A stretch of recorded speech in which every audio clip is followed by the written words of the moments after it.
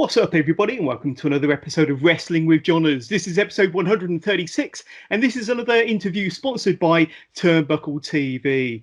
So this is our next interview in partnership with Turnbuckle TV, as I said. And after checking out this interview, go back and check all of our other interviews in partnership with Turnbuckle TV with the likes of CJ Carter, Big Effin' Joe, Chantel Jordan, Alex Tolbert, Dave and Ant from DNA Wrestling, the Elliot Jordan Experience, and Mad Dog Mike Angus as well. But my next guest is one of the best referees in the UK, and as far as I'm concerned, and many of his fans are concerned, one of the best referees in the world at the moment. I want to introduce Paz. So Paz, welcome to the Wrestling with Johners podcast. How are you? Yeah, put me over strong. One of the best referees. Wow.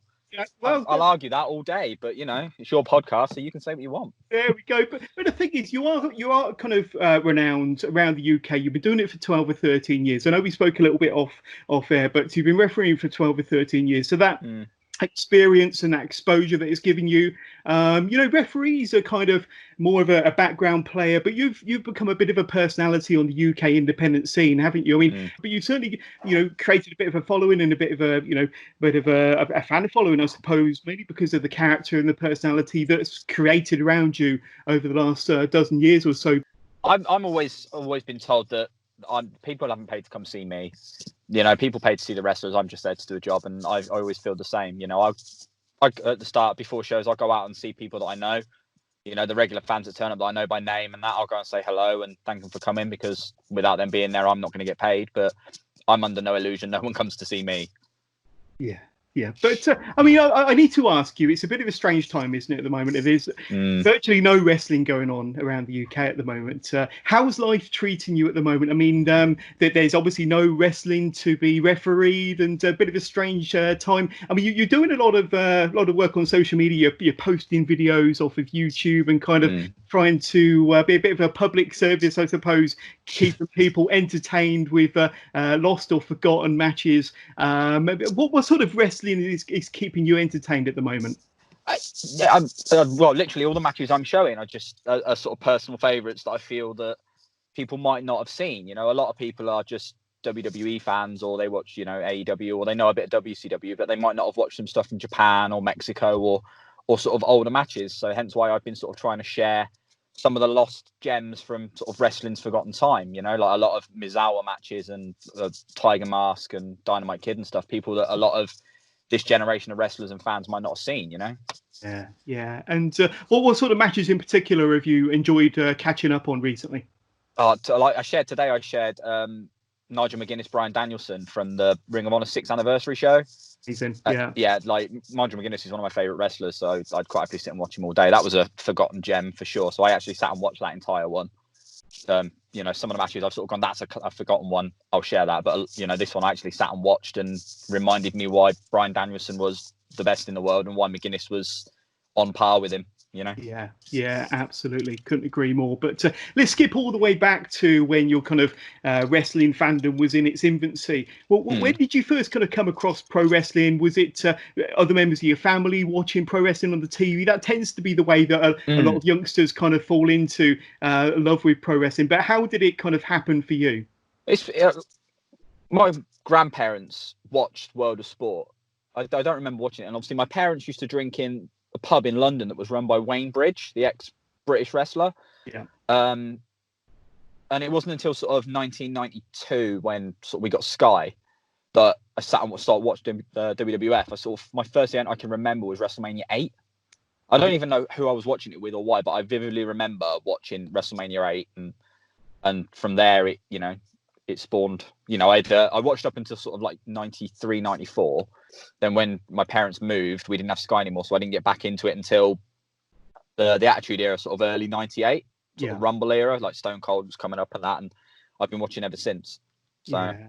And how would you say your wrestling fandom has changed over the years or developed? I'm guessing that you stayed in love with WWE or WWF as it was back then, but did you kind of branch out into other promotions?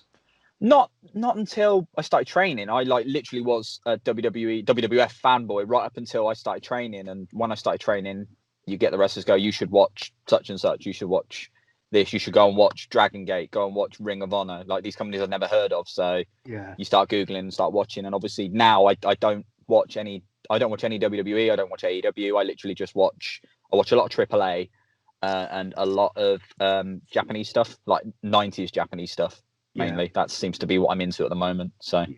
And do you have a kind of a short list of wrestling heroes? Who would you say would be, maybe your top 1, 2, and 3 favorite wrestlers of all time? Then, Mark. all time number one is $1 Million Man every time.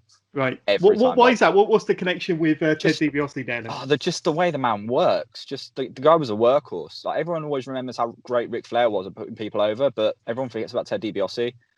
Like, the way the guy used to put people over was unreal, and his work style and his character and everything. Like, the guy was never a WWE champion, and it blows my mind.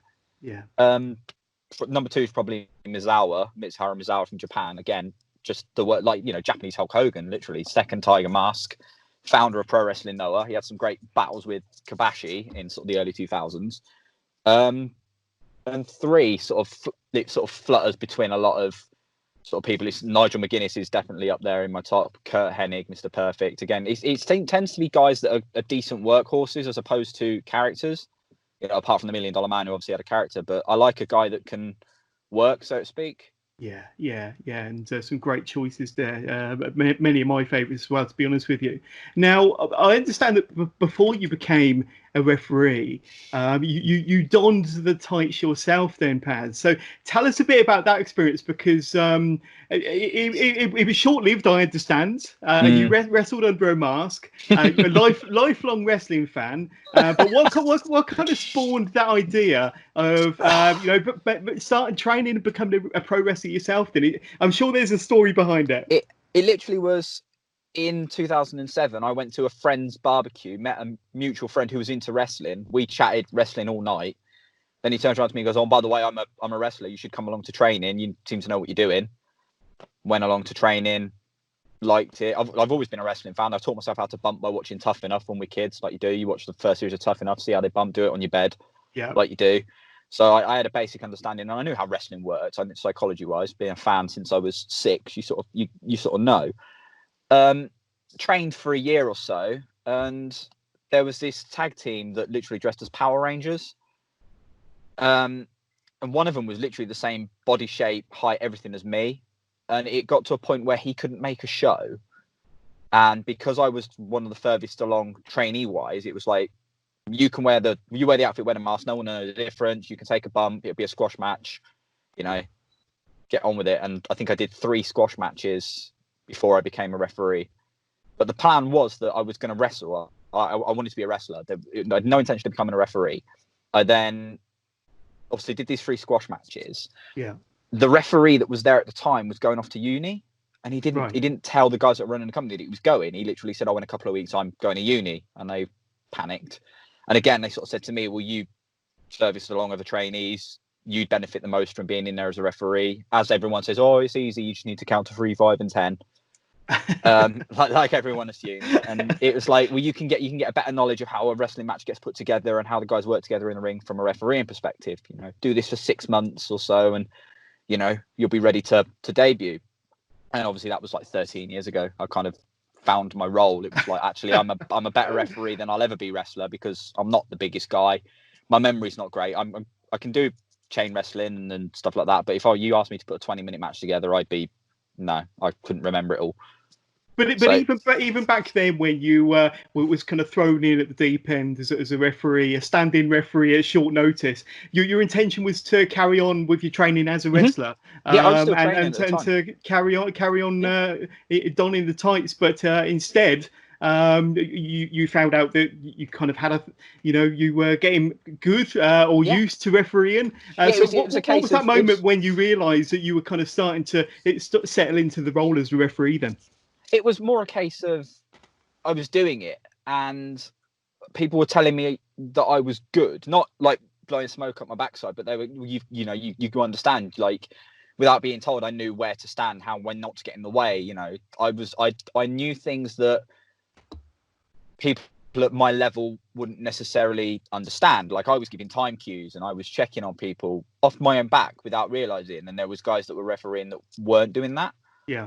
And it was a case of the company I was working at brought in some guys from other companies, and they were obviously telling me that, you know, oh, you're quite good at this, you're quite decent at this, you know, stick with it. And yeah, sort of 6 months in, I probably realised that, you know, maybe I'm better at this role than I am training to be a wrestler. And it kind of meant I didn't have to train as much as well. It kind of the laziness, because I was like 21 at the time. So it was like, Right. I can go, because training was on a Sunday for me. So I could go out on a Saturday night, get absolutely steaming and not have to worry about, I could turn up to training, do a little bit of cardio and do some refereeing spots and then just sit down for the rest of the training session.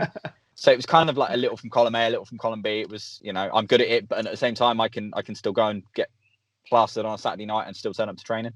Yeah. So you said that you were kind of, you know, I'm putting words into your own mouth here, but maybe a bit of a natural as a referee. Do you think that having that previous experience, that bit of training as a wrestler, gave you a bit more of a better understanding of how a wrestling match gets put together and how to referee in amongst all the action? Do you think that being a pro wrestler also gave you a better understanding of how to referee well? I think it helped. I think it definitely gave me an edge, but I think being a fan from such a young age, and I wasn't just a fan of the wrestlers. There were certain ring announcers I liked. Even when I was sort of 10, 11, 12, I had referees that I liked. You know, Yeah. Everyone has like venues that they remember. Like I was a wrestling fan, like a well-rounded wrestling fan. There was something I liked about everything, you know. So I'd sit and I'd watch the referees, and I saw how referees did things. I saw how announcers did things, and that helped more than being like training to be a wrestler. I think the training to be a wrestler kind of gave me the psychology understanding of things more than anything. Yeah, exactly. I can see that. But did you receive any sort of training at all? Were there other officials that kind of were there for some advice or feedback, or was you literally just kind of learning on the job as you were going along? A bit of both. I mean, like I said, a lot of it was watching the likes of El Hebner and Timmy White in like the 90s. But Sure.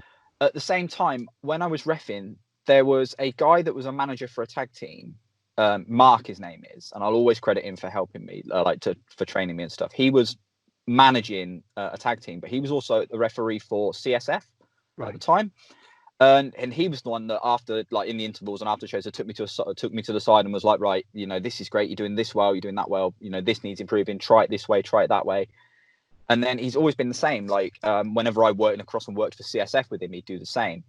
And then luckily, obviously, we got to work together quite a lot at Pro Wrestling Chaos because he was there and I was there. And without his guidance and that from the start, I wouldn't be where I am now for sure. With his little pointers, do this, do that, try it this way, you know. So again, I was quite fortunate in the fact that there was another referee around to point me in that direction. Yeah, and you mentioned, you know, some of the legendary WWF referees of the day, Earl Hebner, Timmy White.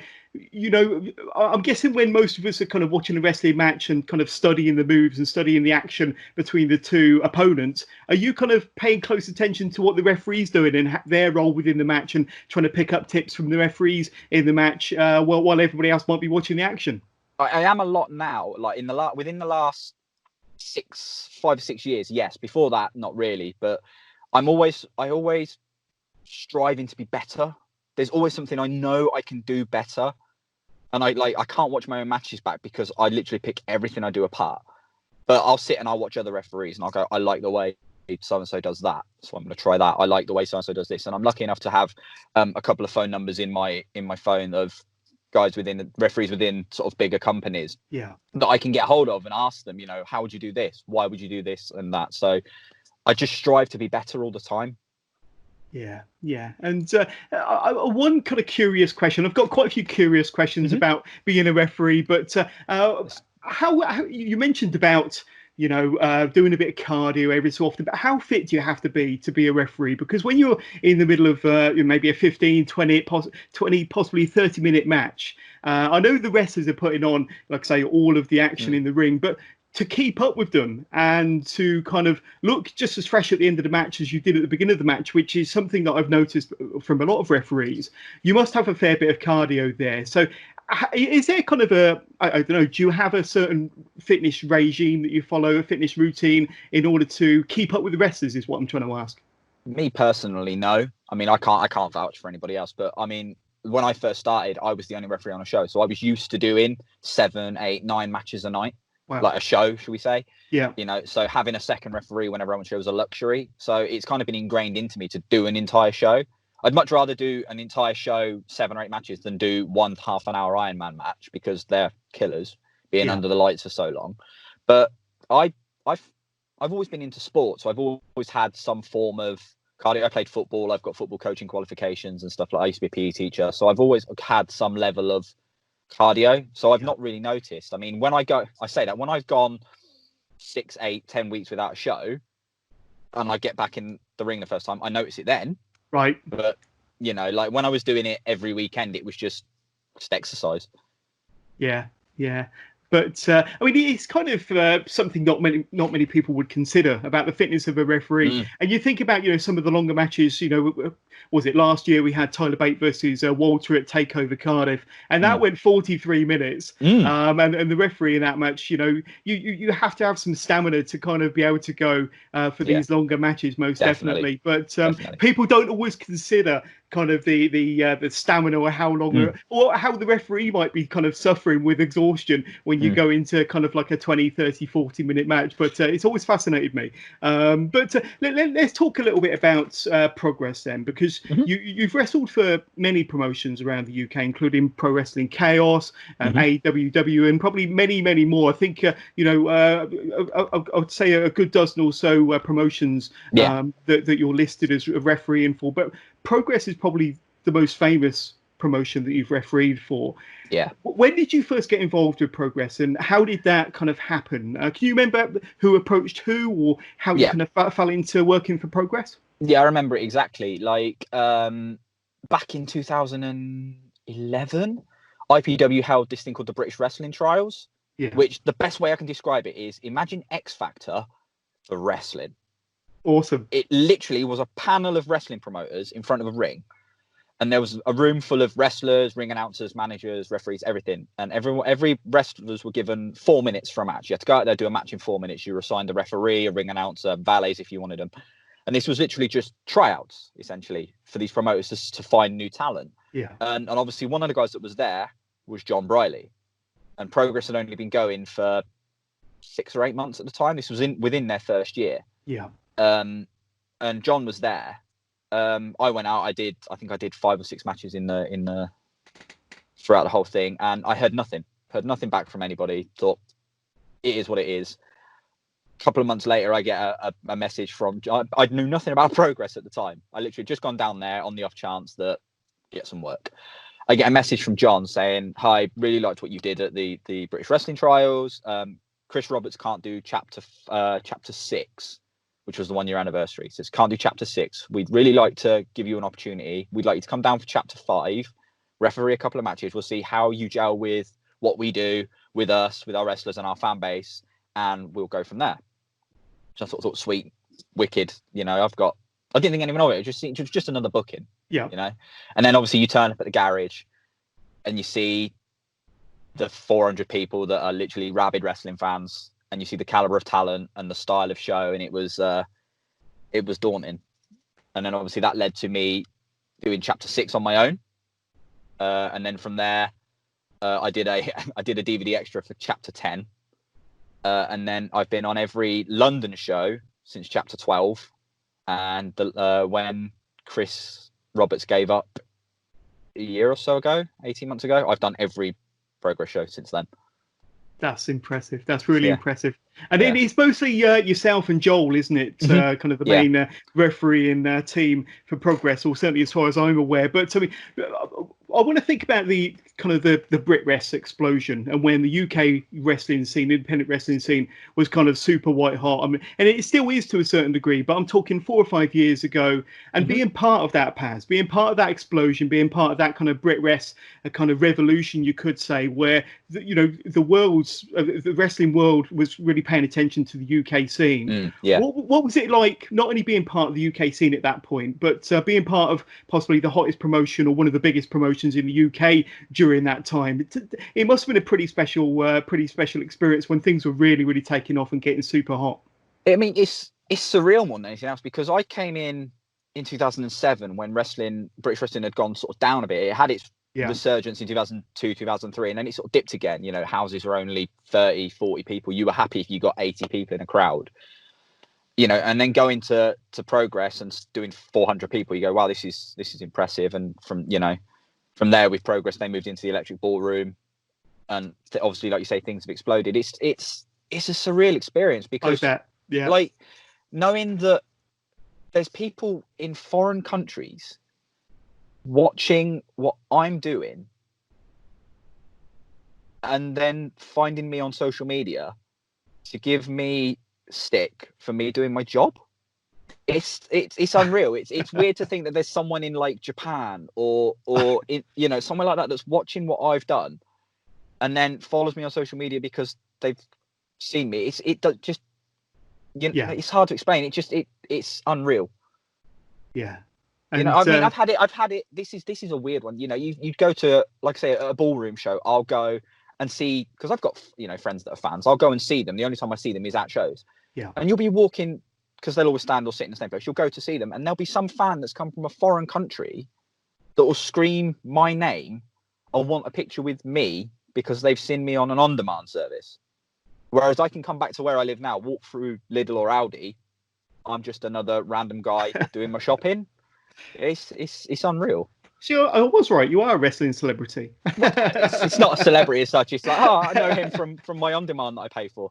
Yeah, I got it. But I mean, and focusing on Progress in particular, and you know, it's Progress has really captured the kind of the British wrestling fans' imagination. As in, you know, it's one of the more renowned indie promotions around the world now. Mm-hmm.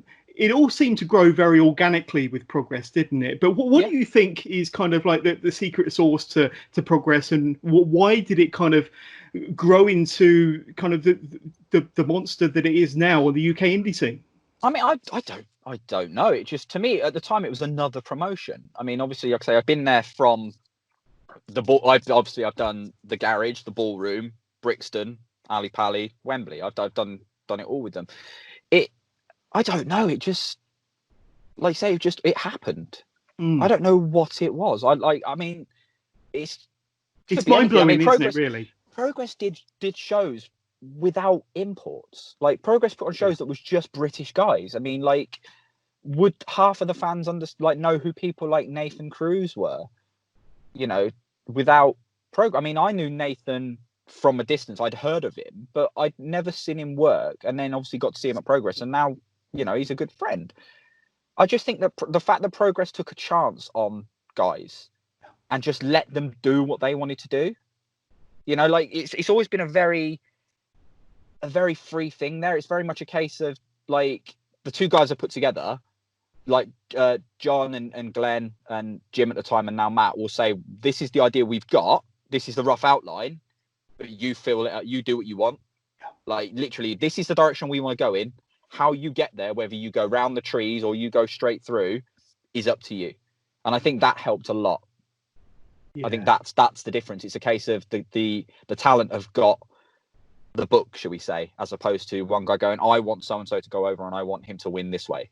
Yeah, and I think, you know, the talent was obviously there for Progress at the right time. The matches were definitely there for Progress at the right time. You also had the kind of the secret ingredient, or maybe not the secret ingredient, of Jim Smallman, who kind of pulled it all together with his ring announcing and with his banter with the fans that made it extra special. That's another thing that made it so special, is the fact that, like, the fans could feel like it was them as well. You know, you go to some shows, wrestling promotion. You know, like you say, there's the interaction with Jim and the fans. There was the stick that the referees got. You know, even the wrestlers, to an extent, were interacting with the fans far more than they should have done. You know, like that they would do in any other promotion. And I think that also helped within the growth of Progress itself, like the fans making it what it was and the fans wanting to make it what it was.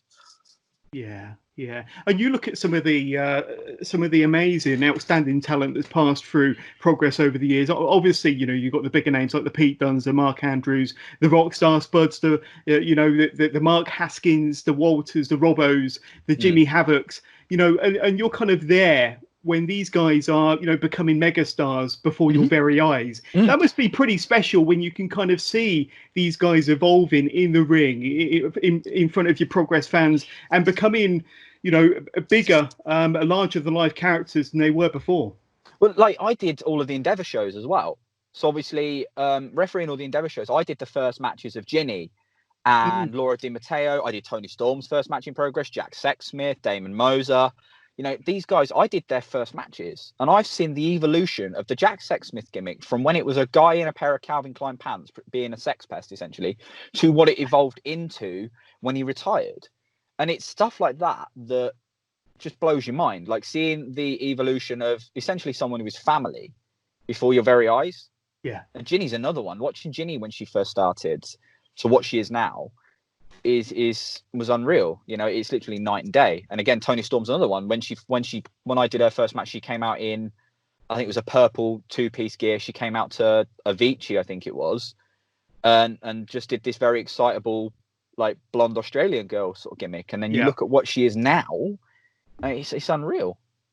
Yeah, absolutely mind-blowing. And I was going to ask you about that, about homegrown talents. And I know that every year Progress has their natural progression series, and I know that's a lot of not necessarily household names, but reasonably established talent on the UK circuit, and giving them a bit more of a spotlight on a slightly bigger stage. But I'm so glad that you brought up that, the Ginnies and the Tony Storms and the Jack Sexsmiths of this world, because that's kind of what I was getting to with the homegrown talent thing. But another question that fascinates me about refereeing, but how do you manage to stay focused in a match or during matches when there's tons of crowd noise, the atmosphere is absolutely crazy, you can barely hear yourself think? How do you manage to kind of stay focused on what you're meant to be doing within your role when it's all kicking off around you? It's second nature. Like, again, because I've been with Progress since chapter 5, I've grown with it. When I did my first match at the Ballroom, I was nervous because obviously we'd gone from 400 people to 750 people.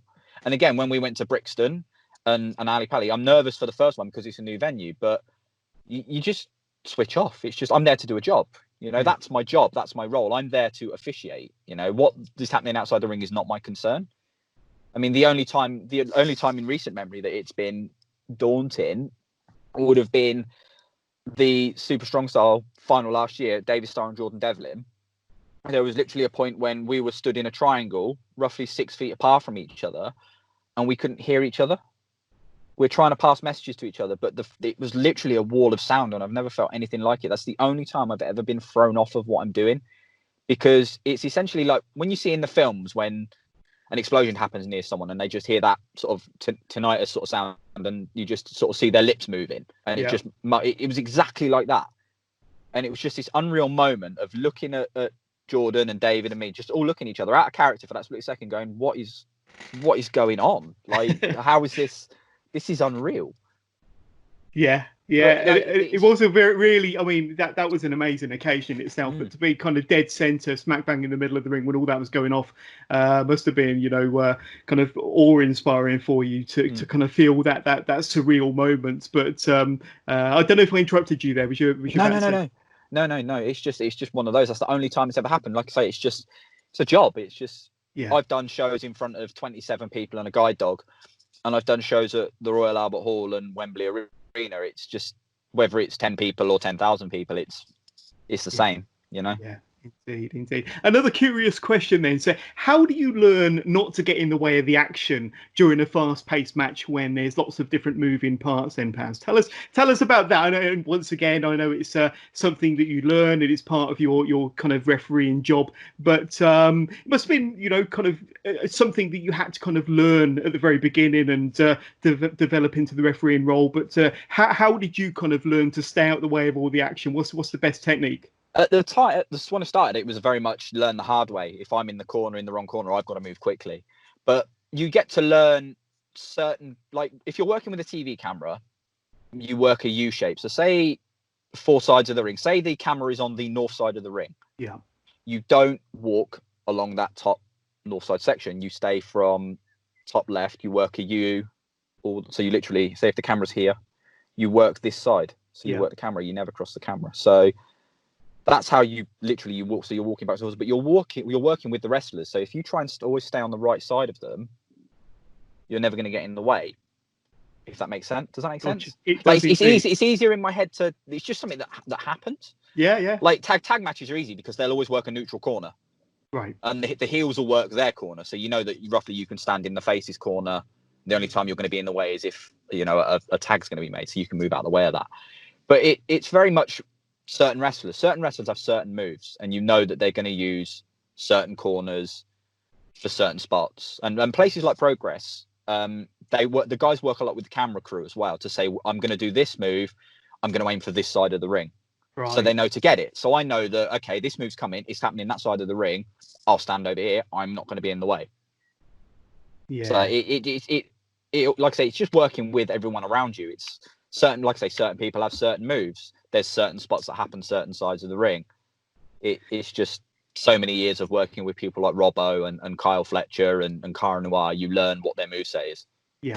Yeah, that's a really good tip. So thank you for sharing some secrets there. I do appreciate that. So, but we're kind of connected with that. What's kind of the weirdest situation you found yourself in during a match? Has anything kind of unexpected happened during a match that's thrown you completely or nearly thrown you? First coming to Progress, when they counted one step ahead of the referee, that threw me completely because I'd never had anything like that before. So I mean, it did catch me out. Botchamania and all that PAZ can't count stuff because of that. That threw me, and like I say, being thrown at super strong style with the noise of the crowd. Yeah. But mainly when things throw me, it's when something's not supposed to happen, like when Kid Lycos got injured the last time and things like that. Do you worry more about Lycos or do you get the match finished? And it's got to that point now where you sort of been there and done it all, if that makes sense. Without obviously every injury is different, and obviously you treat every injury seriously, but it's got to the point now where someone gets injured, I know how to deal with it, I know what to do, it's all going to be all right. I mean, saying that, the only other time I've ever been thrown up was when I dislocated my own shoulder during a match. That threw me off a little bit. How did that happen? Can I fill us into how that occurred? That was Progress. I think it was one of the Thunder Bastard shows, the one that had the tag team ladder match between London Riots and SDF. Was it Sumerian Death Squad, I think?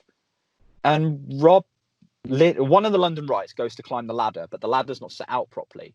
So me and Chris Roberts have to hold the ladder, safety first. Yeah. As we're holding it, I'm not quite ready. And whichever London Riot it was, climbed the ladder. And as he did, it popped my shoulder out as I'm trying to hold the ladder up. So in that split second that feels like forever, you think to yourself, do I drop the ladder because of my arm and this is the finish of the match, he needs to climb this ladder, what do you do? So within that split second, panic sets in and it's right, no, okay. So I popped my own shoulder back in while holding a ladder up for someone to climb a ladder. Wow. Yeah, right. So I bet you was glad that was towards the end of the match in PAZ. I'm glad it was. Annoyingly though, I was meant to ref the Thunder Bastard match, and I was really looking forward to it because I've only ever refed one, and this was meant to be like my first one. And in the end, Chris Roberts had to do it because obviously I couldn't ref the rest of the show because I popped my shoulder out. Yeah. It's kind of along the same line of questioning then. So what's the craziest match you've ever refereed in? And have you ever been a part of any of Jimmy Havoc's death matches or hardcore matches? If so, what's it like to be in the centre of one of them matches, or kind of what's your craziest match you've ever been involved with? Obviously, I've done quite a few of Jimmy's Progress sort of death matches. I did him and I was a referee in him and Ospreay, the first one. I got put through a table in him and Ospreay, the second one. I did him and Robbo at Wembley.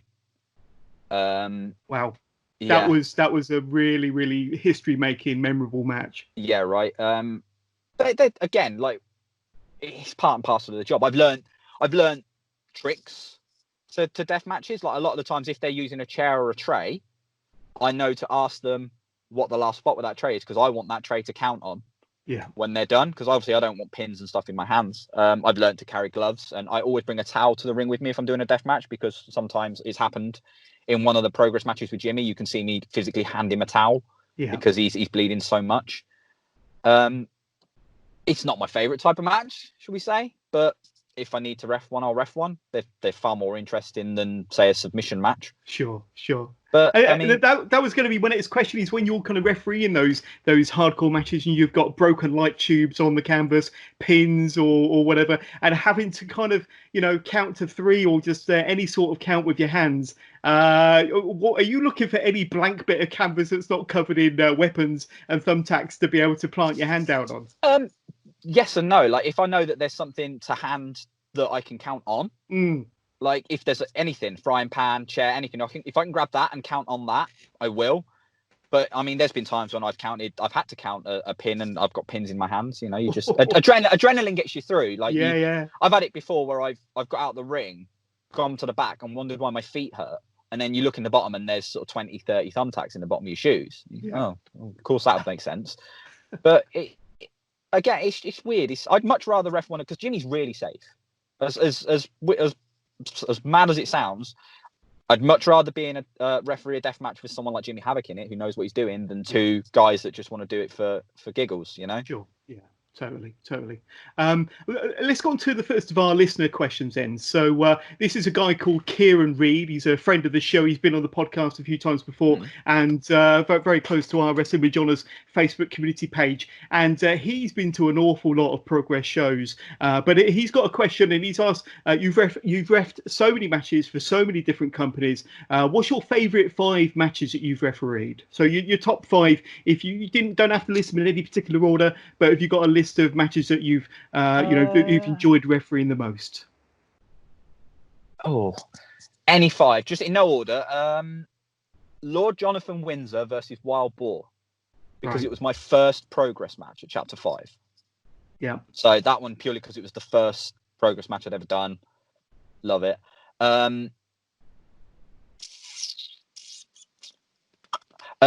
Paul Robinson, Tommy End, Progress Chapter 12. Yeah, because it was my first ballroom match, and that was the match where I can't remember what, but Paul Robinson was seriously ill to the point that Paul could have died in the ring. And he went out there and had that absolute amazing match with Tommy. Incredible. Eddie Dennis versus Chris Hero from Pro Wrestling Chaos. Yeah, their first one, because that was just unreal. That was just like one of the best matches I've ever seen Eddie have. Just like, he went toe to toe with Chris Hero and proved why he's one of the better wrestlers in the country. Indeed, yeah. Obviously, Jordan Devlin and David Starr from Strong Style last year. That has to be on your list, doesn't it? Really? Yeah, definitely. Try to pick one more. One more, yeah. One more. I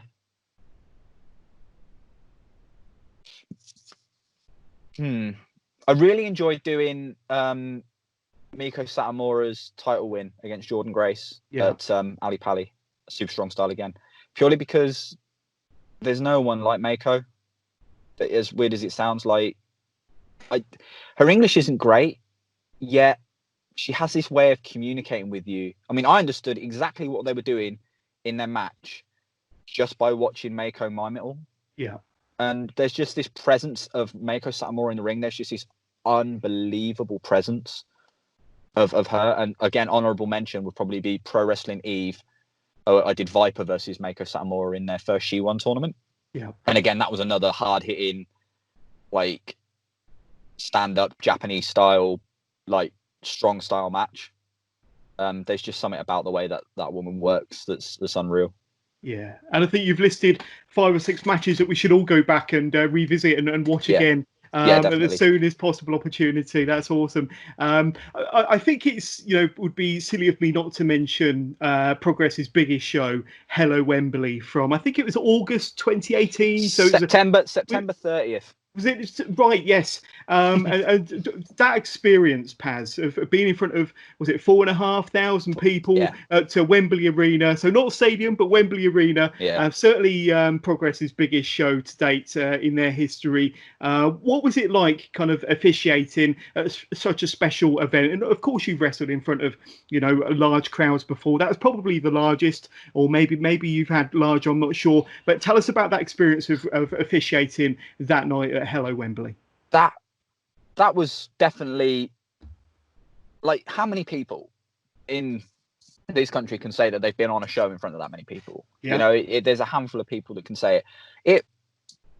It's unreal. Like, there's just you go to shows and you look out and you see 6 rows of chairs and you see families and that.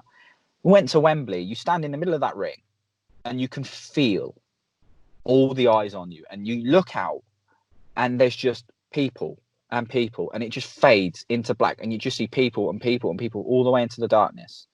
And you look up, and the same again. You just look up, and there's people fading into the darkness, and it's mind blowing. There's just this feeling you can't describe. Like, it's so hard to, like, it's an addictive drug. Wrestling is such an addictive drug, and like no one ever stays retired in wrestling for that reason. There's no one ever stops, because there's nothing like it. Yeah. Being in that ring and just feeling it. It's this unreal feeling. Can you remember the matches that you officiated that night? I did Toni Storm versus Ginny versus Millie McKenzie for the Progress Women title. Yeah. I did Jimmy and Paul in their death match. I was on the outside for the Thunder Bastard tag match. I think that was it. Yeah. Well, that's a good collection of matches to have ref that to start off with. So really, really good. And like you said, you've had so many kind of pinch yourself moments, in your 13-year career. I mean, yeah, you say that like in the space of a 12-month year. Me personally, I did 3 days at Alexandra Palace for Super Strong Style. Yeah. Then the following July or June, I did the Royal Albert Hall for the WWE, and then the September I was at Wembley Arena for Progress. It's like there's literally, you can count on 2 hands the people that have done that. You know, like what I've done, I'd have never said I've got this far. You know, if you'd have spoke to me 8 or 9 years ago, I was literally working for one company, and it was a case of I was doing it for fun. And turning up at those British wrestling trials is what changed my reffing career. Yeah, of course. So like whenever anyone says to me, what can I do? How can I, what can I do to get better? Like, go places. Don't just rest on your morals. Don't just be happy with where you are. Strive to be better. Turn up to shows with someone that, like, if you're a referee or a wrestler and you know someone that's going to a show, go with them. Network. I do it all the time. I've gone to shows with friends that they're on a show in front of 25 people. I've gone along just because I want to see, and if I can help improve, wrestlers' matches or referees, I'm one of those people that I can't just sit there. I've turned up to shows with friends and I've watched people plan a match and I've gone, what are you doing? And they'll tell me, I'm like, well, instead of doing that, why don't you do this into that and try it this way, and to help improve the match? Because I love the business. I don't care whether you're 1 year in or 30 years in. If I can help you and make this business better, I'm all for it. Yeah, definitely.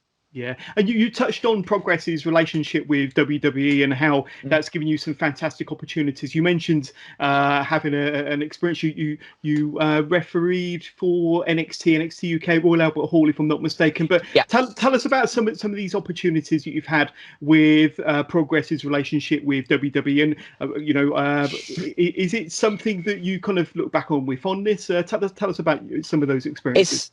It's another unreal experience that without Jim Smallman and John Briley and Glenn Joseph, I wouldn't have got. Like, very much when they were doing their thing with WWE, they were approached about any referees that they know that would be good, and straight away my name was put forward.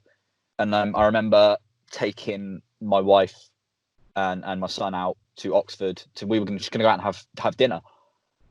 My wife never had a burrito before, so I was going to take her to a burrito place in Oxford, and we were just going to chill. And the next thing I know, I've got a message from Jim Smallman saying, by the way, WWE are interested. Can we give them your details? Like, you look at the phone and it's like, is this real? Like, WWE are interested in a referee from England, and then it's just this, we'd gone out. That was it. We'd gone out to celebrate the fact I'd got a new job. So we've gone out to celebrate the fact I just got a new job. Things were looking up, and then I get this message, and I sort of go, "Wow, okay, yeah, do it. Give them my details. Just do it, And literally the next day, we're driving in the car, and my phone starts ringing. You look down, and there's just this number, and all it says underneath is Stamford, Connecticut. Oh. And you look at it, and you go, this is that phone call. You just there's this little fan inside me. The phone call you've always waited for. It's a phone call from Stanford, and you answer the phone, and I was talking to one of the senior talent development managers, and I ended up going to Norwich when the WWE did their UK tapings in Norwich in 2017. Yeah. What actually happened was me and Joel were going to be up there to learn to do the job, basically the WWE way, but complications and stuff, we didn't actually get a chance to referee for certain reasons. But we got to have an experience of 2 days in Norwich, setting up and stuff. But we also had the experience of going from Norwich on the Sunday down to London for the Raw and SmackDown tapings. Yeah. So we're on the crew bus, and you literally have to be suited and booted because I'm got to be professional. Of course. You end up getting off this bus, and there's just rows and rows of fans outside this hotel. And I know they're not there to see me, but there's just this experience of knowing that, like, the company I'm in, they're there to see them. And then, so you spend the time in a hotel, you go to the O2 the next day. I did 2 days at the O2, which, backstage at the O2, just sitting in catering and chatting to, like, having lunch with Arn Anderson and talking to people like Renee Young and bumping into, like, Stephanie McMahon and stuff, and just picking people's brains and just learning about the high end of the business is unbelievable. It's something I never thought I'd get. And just seeing the difference in the way that an independent show in a leisure centre in Birmingham compared to a WWE production at the O2, just the way things are handled differently is something, again, I know I keep saying it, but not many people are going to get it. No, you're quite right. And speaking of Progress and WWE, do you think Progress will ever end up on the WWE network? There's been lots of talk over the years about them possibly showing independent promotions, independent stuff on the network. It's never quite happened. There's been a lot of talk about, a tiered system, a tiered network, and possibly having independent promotions. And of course, we know that Progress has a relationship with WWE along with OTT and one or two others. But do you think it will happen? Have you heard anything more? I can't talk about what I've heard. But I think from a fan's perspective, Evolve have had a network special. Yeah, true. And Gabe works well with, obviously, WWE, but I don't know if he's as far in with the company as the guys at Progress are. So never say never. Anything's possible. It's all good for the business. It's all good exposure. I mean, a lot of the guys are on NXT UK that work for Progress, but then when you get guys that aren't, that potentially could have their stuff seen by millions around the world, I mean, I'm all for it. I really hope it does happen because I want, like I keep saying, I want the business to succeed. Yeah. I want these guys to get their break. I want everybody to get a break. I want everybody to be seen.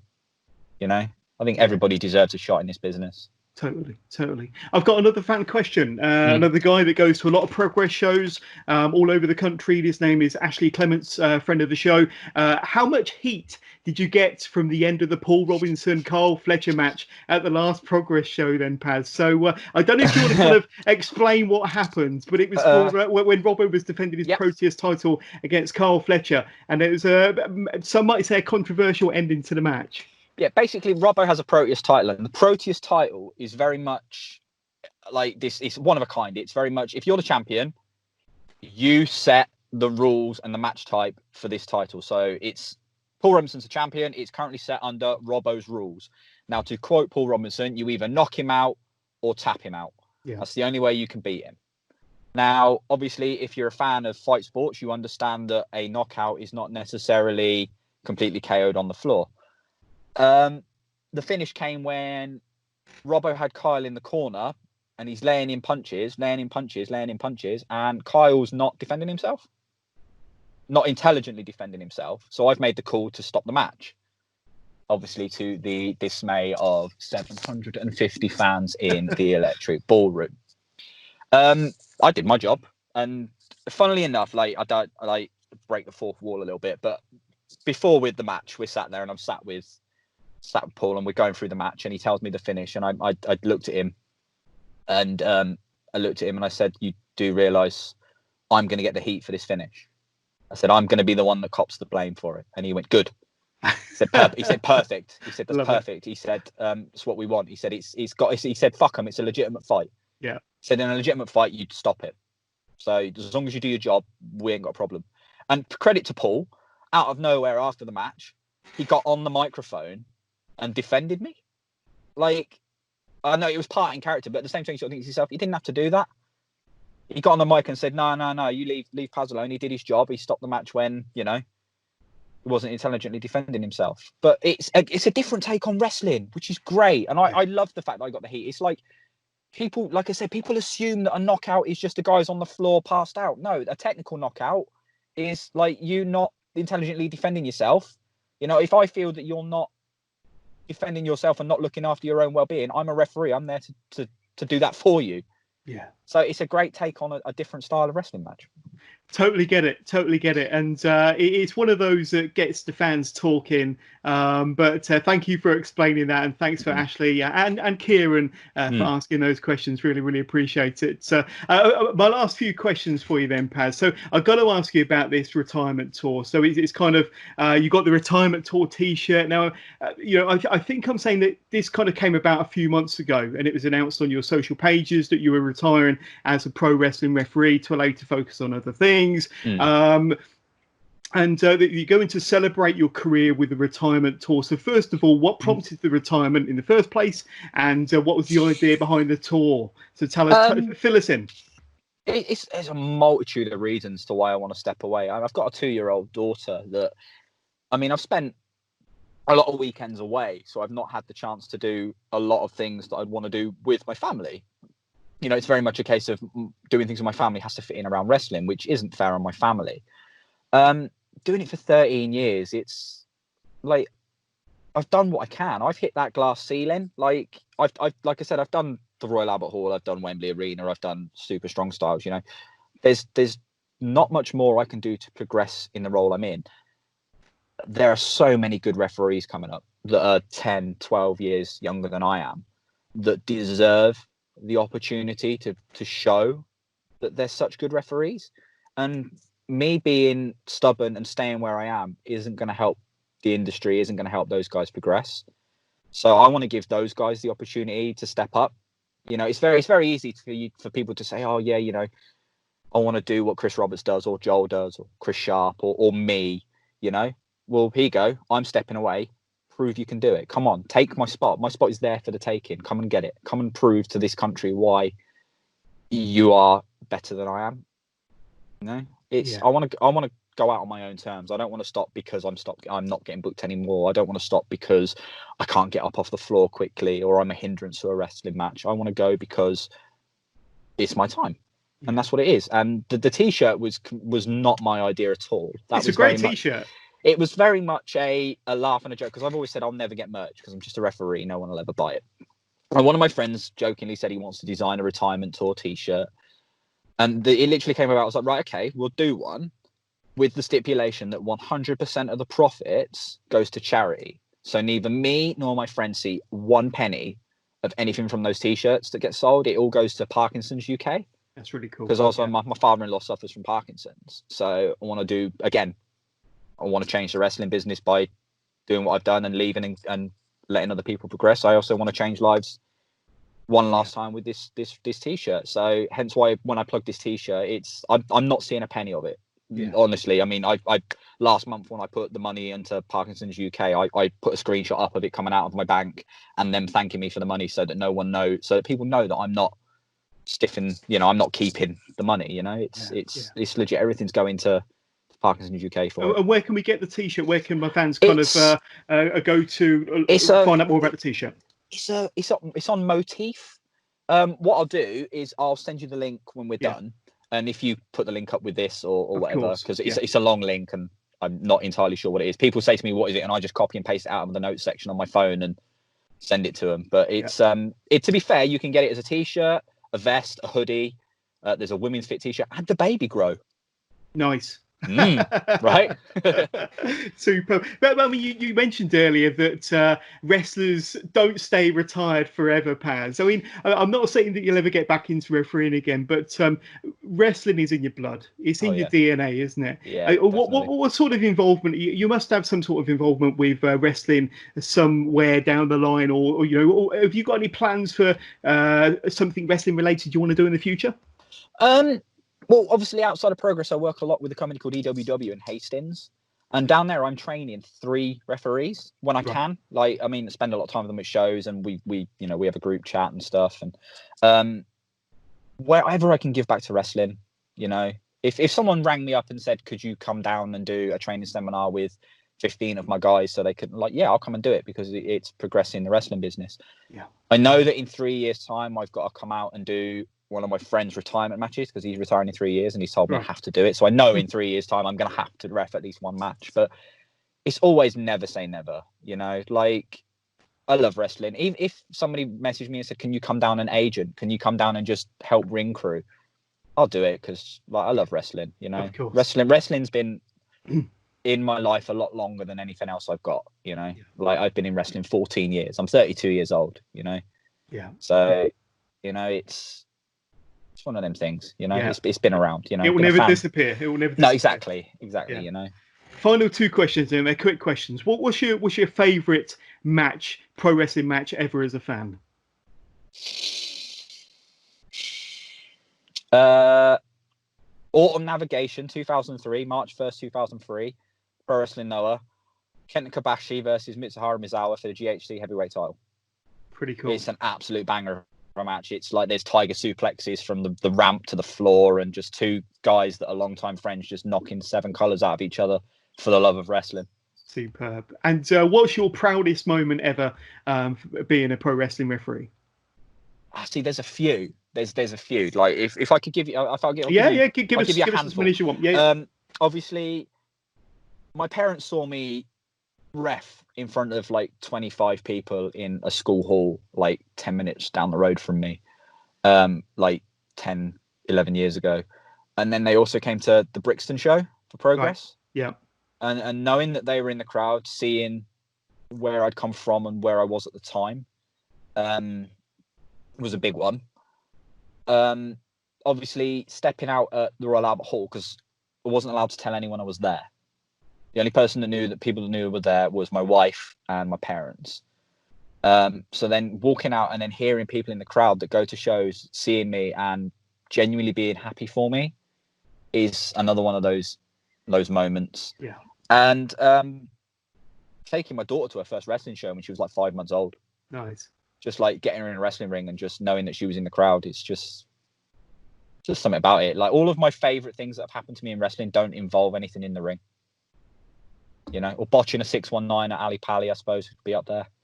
But it's just being in and around wrestling. Yeah. I'm all about the experience. I can't remember half the matches I've refereed. But I can remember who I was hanging out with at shows, who I went and had meals with. A couple of years ago, I sat and watched the Super Bowl with Crazy Steve and Andrew Everett. It's things like that I remember. Yeah. I'm all about the friendships and stuff I've made along the way. That's it's not about awesome. The destination, it's the journey, man. Absolutely. Well, Paz, I want to thank you so much for being a fantastic guest on the Wrestling with Johners podcast. I really appreciate it. But before we say goodbye, we can't let you go without giving you an opportunity to throw out some plugs. Where can my listeners reach out to you on Twitter, Facebook, Instagram, wherever you are? Say hi and to learn more about Paz and to get a t-shirt as well. So throw out your socials. My socials, literally, the Twitter and Instagram are the same. It's at referee Paz, all one word. Instagram's mainly random pictures of me or of my daughter. So, there's sometimes there's wrestling content on there, but it's more day-to-day ramblings of me. And Twitter's pretty much the same. It's very much conspiracy theories and insane ramblings on my part.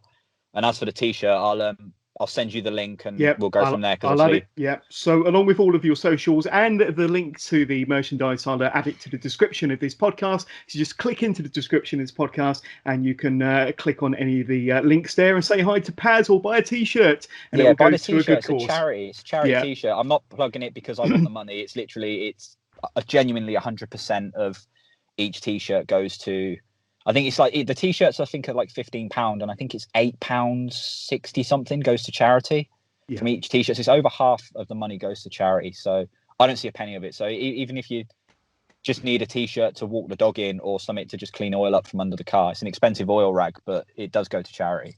Superb. But Paz, I just want to thank you so much and wish you all the very best. Thank you for 12, 13 years of fantastic entertainment as one of the best referees across the UK. So thank you, my friend. Cheers, John. Thank you. Please keep it tuned to the Wrestling with Johners podcast. And if you've enjoyed this episode, please don't forget to spread the word. Tell your friends and tell your family. And don't forget to subscribe, whatever channel you're listening to this on, or even on YouTube. Click the follow or the subscribe button so you can be notified every time a new episode drops. Thanks again to Paz for being a great guest on the Wrestling with Johners podcast. Thanks again to our sponsors, Turnbuckle TV, for being excellent sponsors and excellent for me and the show. Take care to everybody. Have a great weekend. Enjoy the sunshine. And we'll catch up with you all again soon.